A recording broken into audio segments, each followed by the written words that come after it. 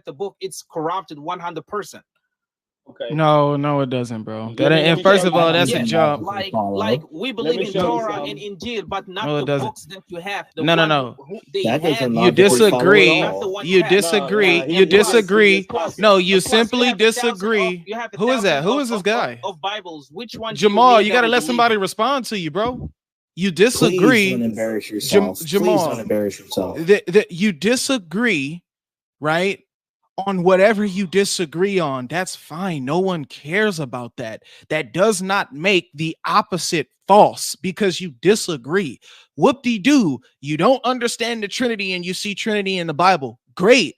That does not make the Bible false. You see differences of stories and statements being said by Jesus and etc. Great. That does not make the Bible false. If anybody went around with that type of understanding, I mean, we would never get anywhere. So please come up with a better argument than, well, the reason why your book is false is because we disagree. You're literally presupposing that your book is the truth. You need to establish can that I see if you can concede to a point? Like, can I just see if you'll concede to one point? What is that, Fobo? That the Torah and the Injil, right now, the way that you read it is not the original form that it came in or was first compiled in. Okay, no. So we don't have the original copies that were first written down. But what we are reading, but what we are reading, was it written in? Rule number one. What we are reading is okay. Jamal, just one second. Okay. What language was it written in the original, bro? Okay, so can I ask that question? This needs to be this needs to be answered, right? So what we're reading is the compilation of the multiple copies of these scriptures in itself. So yes, we can deduce from the multiple copies and thousands of manuscripts that we have that we actually are reading the original message that was given and brought down to us. So that answers your question. Black Doctor can go deeper than I can with that. Well, I'm just saying that the answer to that question was Hebrew, specifically Paleo Hebrew, which was a lost. No, you jumped and you asked me a second question. Lost language. Yeah, Fobo, you jumped and asked me a second question. I answered your first one. I could have answered your second one, but you guys are jumping. Would you like to finish me answering the first one? That's what I'm saying. You guys are jumping. The moment I open my mouth, I just parked. I got you. The moment I open my mouth, you ask me a second question. We already know the answer to that. That doesn't denounce it. I mean, that doesn't disprove anything. We know the language. That Paleo Hebrew is a language that nobody can read anymore is absolutely ridiculous. Both Paleo Hebrew and Hebrew are languages that they teach. Like, for example, I've been in seminary and I just took 4 full semesters of Hebrew who said that? in order to read the Old Testament. So the Old Testament is in its original language, and we can use the texts, the manuscripts that we have, in order to determine what is written by Moses in its original language. Now let's keep that same consistency, Fobo. And no, honestly, you just put words in my mouth. Hold on. I mean, how long are you going to go off? I can reply to that. Hold on. I was about to ask you one question. It ain't that hard.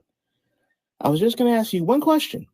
Let's keep it consistent. You asked us about the original language of the Torah, and you're right. It's Hebrew and Paleo Hebrew. For the rest of the Old Testament, Hebrew and very few parts Aramaic, because, for example, of Ezra and Daniel, they were written in the Babylonian exile. The question that I was going to ask you is, if you're going to have the same concept and the same consistency, what language was the Injil written in, my friend? I believe Aramaic. But can I reply, or do I have to just be this lapdog for you where I just answer your questions? I've only asked one question. I'm not necessarily intending you to be a lapdog at all. I was just going to ask you, well, since you said that it was in Aramaic, what's your proof? And what's your proof if it's not that language? Jamal, be quiet, bro. We'll get to that. I don't ask questions that I don't myself know the answer to. I told you I believe Aramaic, right? But I'm not 100% positive. It's not something I'm trying to prove either. So what evidence leads you to even the supposition?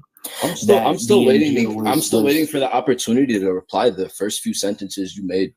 That's okay. When I cut you off the first time, so let me know when I can reply. Sure, we'll do. Just of course, I'm just asking you a question. If you could, please answer them, because I willingly answered your question. So what evidence do you have that gives you the supposition that the Injil was written in Aramaic? I'm genuinely curious. I believe I read in some historical document that Jesus spoke Aramaic. Could you tell us which historical document that is? No, off the top of my head, of course not.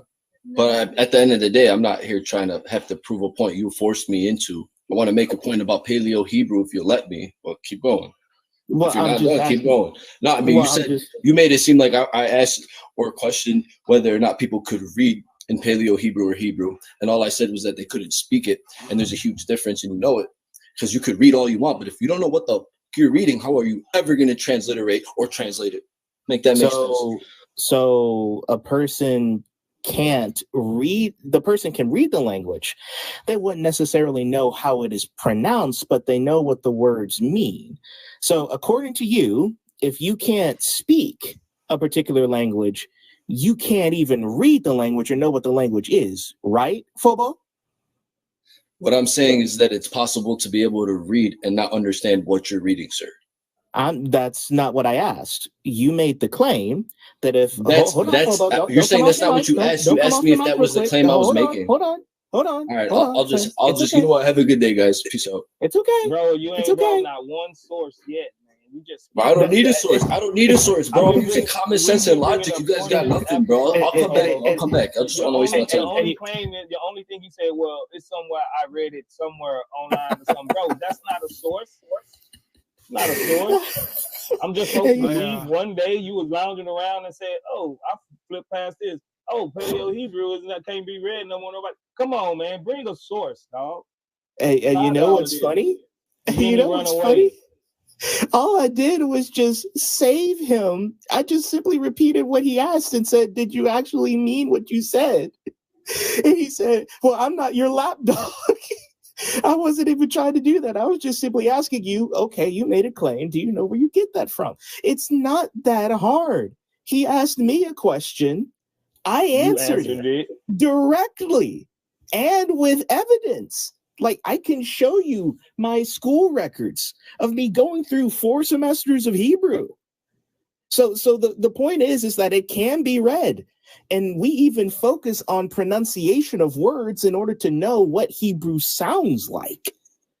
So to say that we don't know, like even with Paleo Hebrew, for example, to say that if we can't speak the language, that we don't know what the words mean when we find it written on paper is ridiculous. It's quite ridiculous. But nevertheless, we asked him a simple question. We asked him a simple question. What language was the Injil written in? He said, well, I don't necessarily know.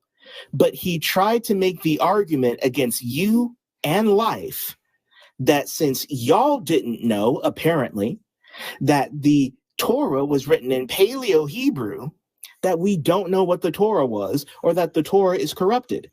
Let's see if they'll be consistent on this. Jamal, do you agree with your friend Fobo on that claim? Do you agree with him? Just really quick. Really, Jamal wasn't even next, bro. It was Huso, really.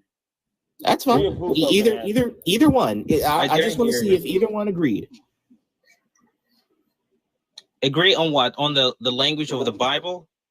No, on the language of the Injil. Yes. So he told you already the language, and you said it is not. So tell us, what is the language? No, I didn't say whether it was or whether it wasn't. Yes, what I asked was. Listen, when you ask a person, you tell him bring the source. That means you're trying to tell him this is not the language that my book was written in. It was written in another language. I'm not exactly.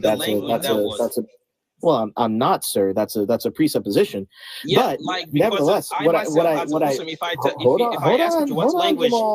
Jamal, written in, and you tell me Arabic, I will not ask you to bring me the proof. I will leave it. Yeah, yes, I know it is Arabic, and that's it. I'm not asking you for the proof. Very good, Jamal. So, if you agree with your friend Fobo that the Injil was written in Aramaic, what's your proof? I don't need any proof. You don't need no proof. So here, let me ask you this question. Let me ask you this question. Let me ask you this question. That's good. Don't need proof, y'all. We do. Because that's okay. That's okay. We'll go with it. We'll go with it. What is the language That's all right. That's all right. We'll go with it. We'll go with it. So let me ask you this, my friend. Let me ask you this, Muslims Jamal. don't need If you proof. believe that the Injil is written in Aramaic and you don't need any evidence, let me just ask you this question: why must we trust you if you don't need evidence to back up your claims? Trust us in what? About what you say about the Injil. Yeah, because listen, you already know what we say is the truth. That when we tell that your book is corrupted, you already know that, because you don't know which book exactly this is that what you we have call to believe. Gaslighting. This is No, what we it's call not gaslighting. it's the truth, but because of it's the truth, and we know it is the truth. You already know that. Let me show you. You're seeking answers from us as Muslims. Hold on, Jamal. Let me show you. Let me show you how a person who makes an assertion provides the evidence for their claims. The New Testament is written in Greek, Koine Greek to be exact. Koine Greek was the lingua franca of the first century. And Jesus, as a Jew living in the first century, would have spoken at least 2 to 3 languages: Hebrew, Aramaic, and Greek. And we see in the earliest documents that we have of the New Testament, spanning back to even the earliest times, the late first century, early second, our earliest manuscripts are written in Koine Greek. A few moments later. Whosoever, what's up, man? Oh yeah, what's up? You want to talk about the Injil? I'm gonna talk about the Injil. What up? Yeah, sure. So you need to first phrase the question. What do you mean by what's the Injil? What's the Injil? Specify it. Specify what? Like, what is the question so I can answer you? What is the Injil? It's right here. That's the question, friend. Okay, it's a revelation that was given to Jesus, a oral revelation that was given to Jesus. Now that's I answered the question. It wasn't wrote down. Yeah, was it written down? It wasn't written down at any point in time. I'm not really sure, but I think no. Well, you'll be wrong. 7157. It says, you will find the unlettered prophet mentioned in the scriptures that comes before it, the Torah, in the Injil. So it was written. 7157. Yeah, can you read Surah 7157 with us, Huso? Wait, 7 what? 157. 157. All right, I got you. Could you read it in Arabic first and then English? I mean, my Arabic's not really that good, so I'll just read it. It's okay. It's okay. My tajweed is Jahil too, so don't worry about it. You among friends here.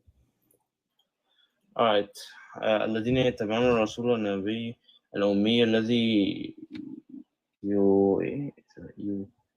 يبدونه I don't know. يجدونه عندهم بالتوراة. Okay. Yeah, well, where does it say that it's written?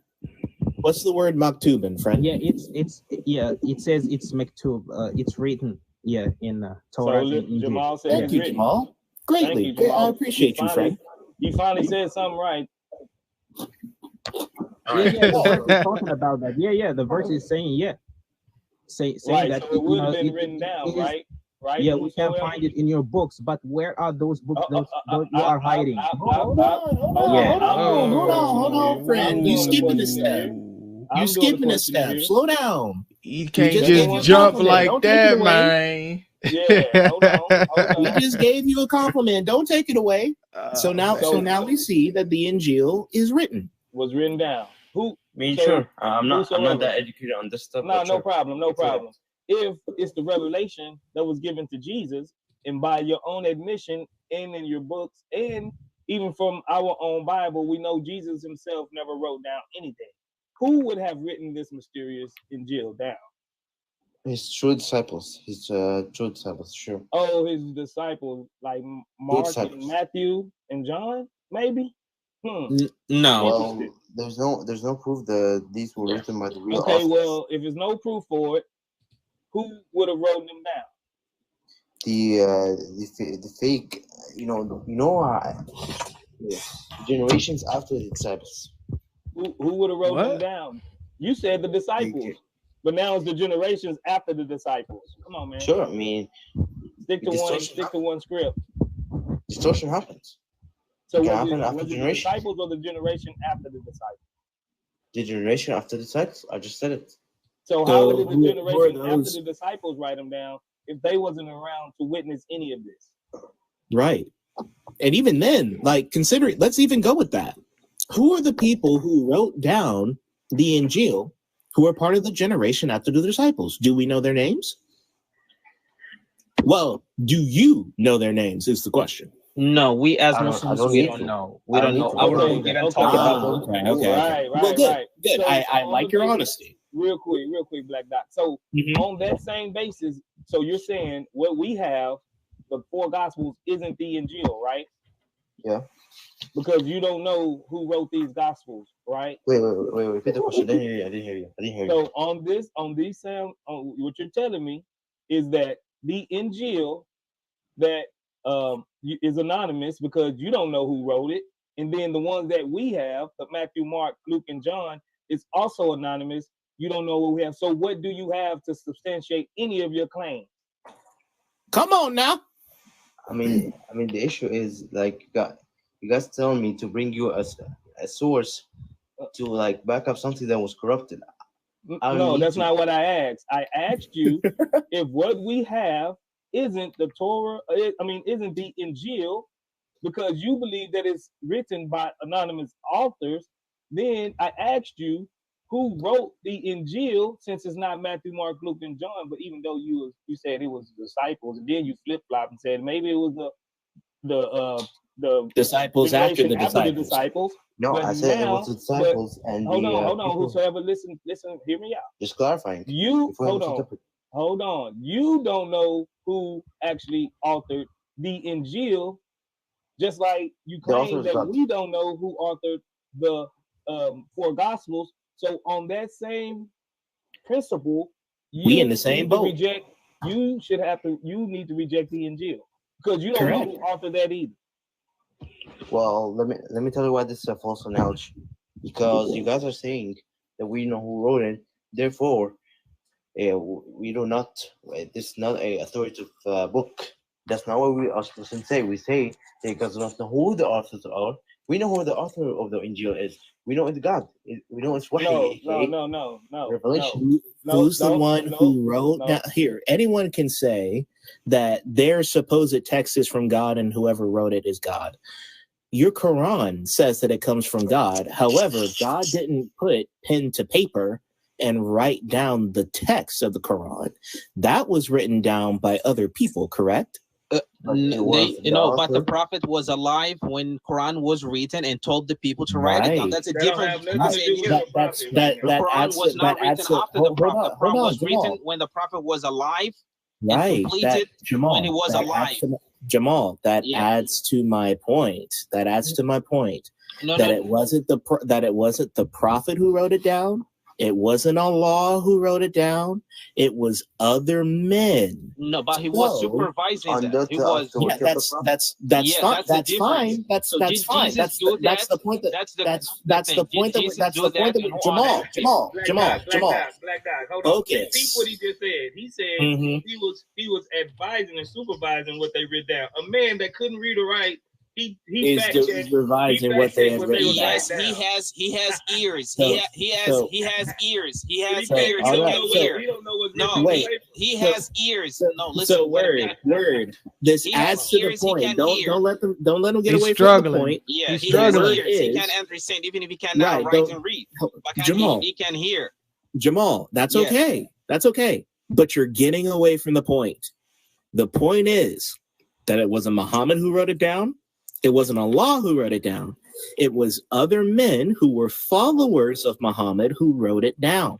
So let me ask you this question. If the point is that our Injil is corrupted because it was written down by men and not by Jesus, so let me ask you this question. Who wrote down the Quran? I'll have to do a little bit search on it, but I think it was one of the. It was collected by Uthman, all of it. I know it was collected. I know it was collected by Uthman. I know it was collected by Jamal. Focus here. I know it was collected by Uthman, but that's not what I asked. I didn't ask who collected it. What I asked was who wrote it down. Do you know who wrote down the Quran? All the people that they were around the Prophet, his companions, all of them. And during when he was alive. Could you name them and give us a source? Yeah, I told you all his companions, so you can count. For example, companions he had. Right. That's exactly what I'm asking. Can he list them and can he give me a source? But here, let me bring it down easy for him. Jamal, who wrote down Surat al-Fatiha?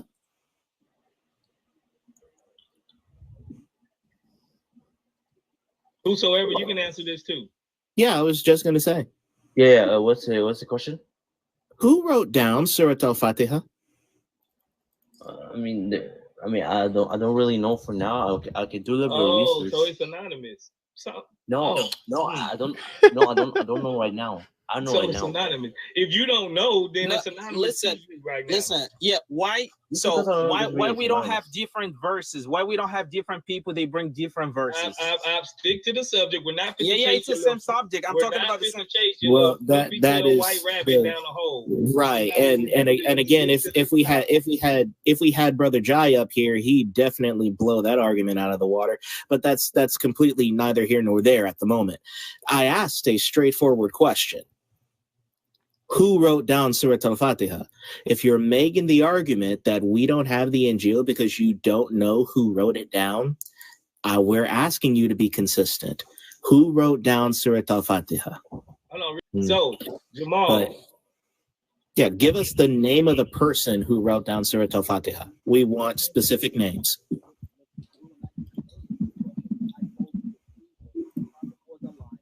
We can't hear him. Jamal? We can't hear you, friend. Yeah, I said when the Prophet was alive, in all the people around him from Sahaba, they were the one who taking care of this, and it was collected all of it during Uthman time.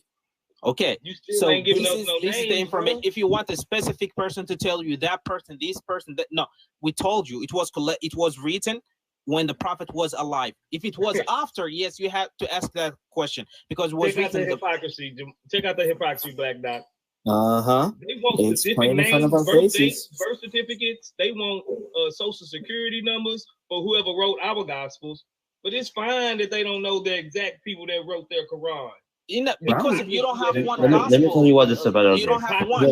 Hold on. Yeah, and you know what? And you know what's funny? This is the problem. The gospel in Morocco is not the same one in Ethiopia. Hold on, friend. You know what's funny? Word. We can actually provide what we're asking for in relation to our Bible. We have sources that tell us who wrote down the books of the New Testament, and we have a chain of apostolic succession that can trace them back. Let me provide you an example. But the problem you cannot explain the Trinity. Hold on, Jamal. But the Trinity. Right. Break Trinity glass if being refuted. Hold on real quick. I was going to ask, Brother Word, do you have your computer on you? I sure do, buddy. Yes, sir. So what I'm asking you to do is to go to Irenaeus and his book Against Heresies, book 3, chapter 1. Book 3, chapter 1. Until you bring it up, is it okay if I tell you why it's a bad argument? No, because right now we're actually providing sources when you have admitted that you don't have anything. I don't have it right now, but so hold on, friend. Hold on, I'm trying to get the source. Book 3, chapter 1? Yes. Irenaeus is Against Heresies, book 3, chapter 1. And so, my friend, if you said there might be a person who you know who wrote down Surat al-Fatiha, if you're going to argue against my point, then I would sincerely ask you to go look it up. Because you said you might know who it is, but you need to look it up. I will tell you this, my friend. I am a patient man. I am definitely willing to wait so that you can go find that source. It doesn't matter who wrote it since the prophet was alive. Okay. Yeah. But still, if you say that it doesn't matter, that's perfectly fine for you. However, we are in the court of truth, and truth requires proof to back up the claims. But the if question, you're saying, the Bible was written when Jesus was alive. Hold on. Because truth requires proof to back up your claims. If you believe that a specific person wrote down Surat al-Fatiha, then give us the source. Now, I'm going to do what I said that I was going to do and back up my claims of the testimony of the unanimous testimony, actually, of who wrote the Gospels. So let's look at this. Irenaeus, Bishop of Lyon, that's in France, in the first few hundred years of the church, under 200, I believe 180, if I'm not mistaken, before he died. That was the year that he died. In his book, Against Heresies, Book 3, Chapter 1, he says, "We have learned from none others the plan of our salvation than from those through whom the gospel has come down to us, which they did at one time proclaim in public, and then hand down to us at a later period by the will of God in the scriptures to hand it down to us to be the sole rule of faith." It then says that they have been given perfect knowledge and they each possessed the gospel of God. Can you back up a little bit so that we can see the whole thing? Can y'all see? I mean, it's going to get small. There we go. Yeah, I can see it now. Good. You can? Matthew issued a written gospel among the Hebrews in their own dialect, while Peter and Paul were preaching at Rome and laying the foundations of the church. After their departure, Mark, the disciple and interpreter of Peter, did hand down to us in writing what had been preached by Peter. Luke, also the companion of Paul, recorded in a book the gospel preached by him. Afterwards, John, the disciple of the Lord, who had also leaned upon his breast, did himself publish a gospel during his residence at Ephesus in Asia. So these people, the disciples of the apostles and the apostles themselves, the disciples of Jesus, handed down to us in their writings the gospel which God commanded them to proclaim. And we can find the chain of transmission in which they handed these books down and their authority by apostolic succession in the next 3 chapters. In chapter 3, it lists out the apostolic succession of the church at Rome and of the church at Smyrna. In a contemporary writing, for example, Tertullian in Carthage, he writes in his prescription against the heretics, he says the exact same thing. And his Contra Marcion says the exact same thing. He even brings out the point that Marcion tried to bring up a false gospel, which was a mutilated version of the Gospel of Luke. But the thing was, guess what, Huso? It never came with a title or a name. And he pointed out that this is a rule encompassed in all of the churches, that if a text did not have the audacity to rear up its head with a name, it was never considered amongst the apostolic churches. So to claim that the Gospels were anonymous and that the church simply accepted anonymous Gospels is completely and utterly ridiculous, not only from a textual standpoint, but also from a historical standpoint concerning the very ones who had received the text themselves. Whoso, you said you denounce our New Testament, particularly Matthew, Mark, Luke, and John, because they're anonymous authors. Then I asked you, well, who wrote the Injil? You said, I don't know. So on that same grounds, you should deny your own Injil that you think exists somewhere in the lost city of Atlantis or somewhere. We don't know where this Injil at. Nobody ever recorded it.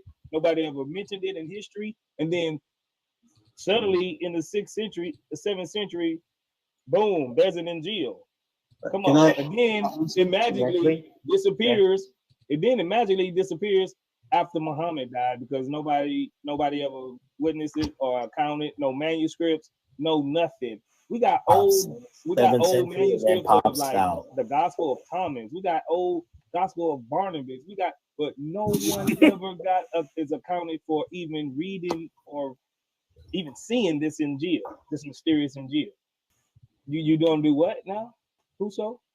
Well, I was just gonna drop after you just make your point, but just make your point.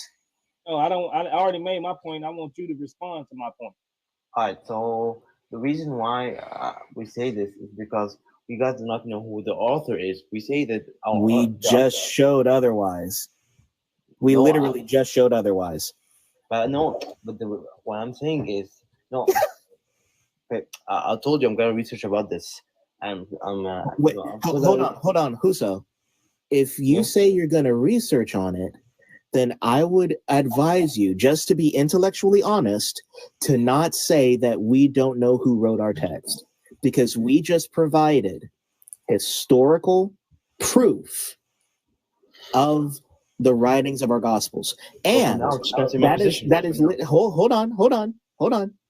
And I will guarantee you, because I've already done it before on God Logic's channel, this is only the tip of this iceberg. There is unanimous consent in the early years of the church of who wrote the Gospels. The first person to even try to suggest that we don't know who wrote the Gospels is in the year 600 by a man named Faustus, who didn't believe that Jesus had a physical body and therefore rejected the genealogy of Matthew. However, the claim that the Gospels are anonymous is wrong on a textual standpoint, because there is no manuscript that we have that does not have a title attributed to the right person, and historically, because there is unanimous consent. Origen tells us that there is no church under heaven that disagrees, that Matthew wrote Matthew, Mark wrote Mark, Luke wrote Luke, and John wrote John. There is no disagreement. What I'm saying is that that's the accounts. I'm not saying that, like for now, sure, I would say that, like for now, when I do my research, I'm gonna make a conclusion. But my point is that what we say is the Injil is authored by God. Therefore, it's a God's words. But the issue what we have with the Injil, not the Injil, I mean the Gospels that you guys have, is that they're authored by Matthew, Mark, Luke, and John, making it just a historic book, not a something that's considered a word of God. That's my issue. They're not anonymous anymore. So they're not anonymous anymore. Whoso? Wait, well, I agree, but even then, ask him the question: who wrote Surah Al-Fatiha? I'll research on that. First, I want him to concede because he's changing his position now. First, right, he is. Now he don't. I'm not returning my position. I'm just saying that John as authoritative. So, which one is it going to be? You just shifted and you act like we ain't see that. That was a pump. I can't make a conclusion based on the debate. I need to research. I need to research before I make a conclusion. All right, so. But you just made a conclusion earlier that said that they was anonymous. So now you want to go and do some studying after Black Doctor cooked you on both sides, showed you that we do have an actual chain that says that these are the actual authors. No, I'll see it. I'll see before. Like I just heard bro, I didn't hear about this before. So like I'm gonna read it and I'm gonna see it. But I'm just, what I'm saying is I'm just clarifying my position before before you guys make a conclusion based off a dumb argument, because we don't say that you guys don't, that the Injil is, that you guys don't have the Injil because. Go ahead. Okay. Finish so you can drop and go do your studying. All right, so my point is, did he just say the argument was dumb? I mean, he called his own argument dumb. I ain't gonna argue. No, I didn't say that. I said that you. I ain't gonna argue with him if he called his own argument dumb. Well, this one I'm saying, right? What I meant is the argument that someone, just because we don't know who wrote something means it's false, is not a good argument.